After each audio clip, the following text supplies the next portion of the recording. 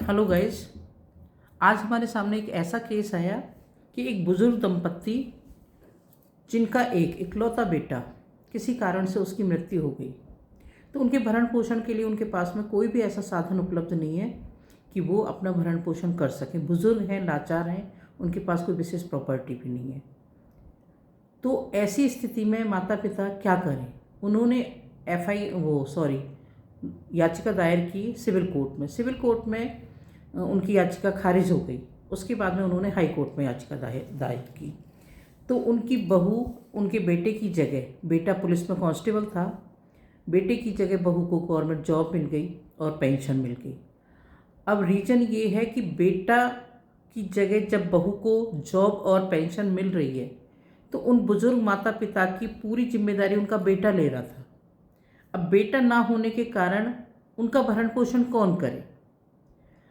अब civil court और high court दोनों में उनकी सुनवाई नहीं हो पाई, क्योंकि आरपीए धारा और उसमें 144 और 125 धारा के अंतर्गत कहीं भी ऐसा विदित नहीं है कि माता पिता के भरण पोषण के लिए बहू जिम्मेदार है।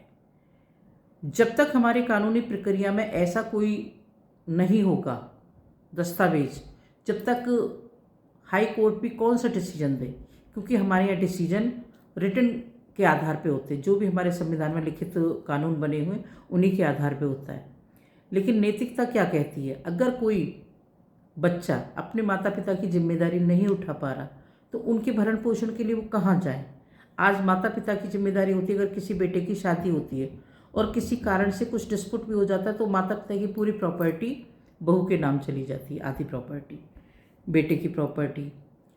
बेटी के लिए माता पिता जिम्मेदार हैं, पोता पोती के लिए जिम्मेदार है, पोता पोती के लिए भी दादी बाबा की सारी प्रॉपर्टी उनके नाम हो जाती है। लेकिन हमारे देश में आज प्रेजेंट स्थिति में कम से कम 38 करोड़ बुजुर्ग दंपत्ति हैं जो किसी न किसी बीमारी से परेशान हैं। डायबिटीज़, हाइपरटेंशन, लकवा। तो उनकी देखभाल के लिए समाज में क्या व्यवस्था है? जो माता पिता अपने सिर उठा के जीते थे, जब वो बुजुर्ग हो जाते हैं, लाचार हो जाते हैं, तो वो कहाँ जाएं? कैसी ज़िंदगी जिए? ये हमारे लिए सोचनीय विषय है। तो इस विषय पे जब कानून व्यवस्थाओं में कोई भी ऐसी व्यवस्था नहीं बनी हुई तो हमें कहीं ना कहीं इस चीज़ को सोचना होगा, देखना होगा कि जब व्यवस्थाएं वक्त के साथ बदल रही हैं तो इसमें भी हमें विचार करना होगा कि जो बहू है या बेटी है उसको माता पिता की जिम्मेदारी उठानी चाहिए। माता पिता को कानूनी कार्रवाई की ज़रूरत ही ना पड़े। ये हमारी नैतिकता भी है और हमारा अधिकार भी है।